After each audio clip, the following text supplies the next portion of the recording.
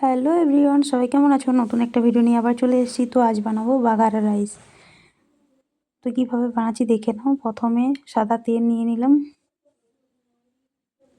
অনেকটা পরিমাণে সাদা তেল নিতে হবে এই রাইসটা বানানোর জন্য।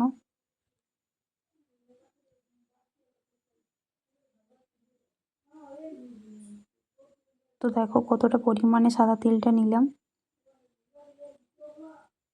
তারপর গোটা গরম মশলা ফোড়ন দেব। এখানে লং, এলাচ, সাজিরে আর তেজপাতা আর দারচিনি ফোড়ন দেব।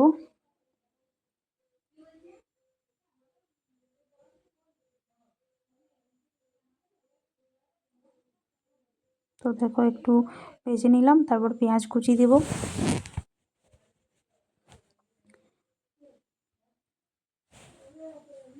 আলু, গাজর আর বিনস কেটে রেখেছিলাম, তো এগুলো দিয়ে দিলাম। বিনসটা একটু পরে দেব।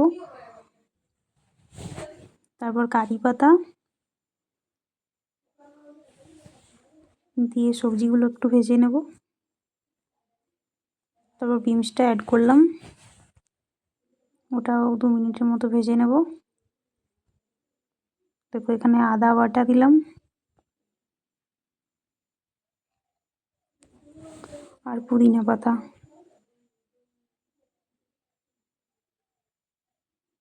পরিমাণ মতো লবণ। লবণটা একবারই দিয়ে দেবে।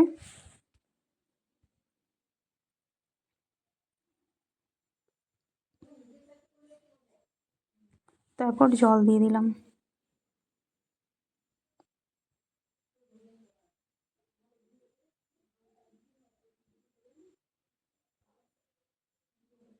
তো এখানে এবার আতপ চাল দিয়ে দিলাম।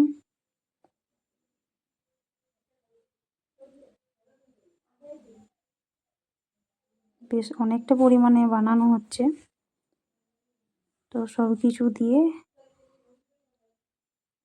একটু নাড়াচাড়া করে ঢাকা দিয়ে দেব।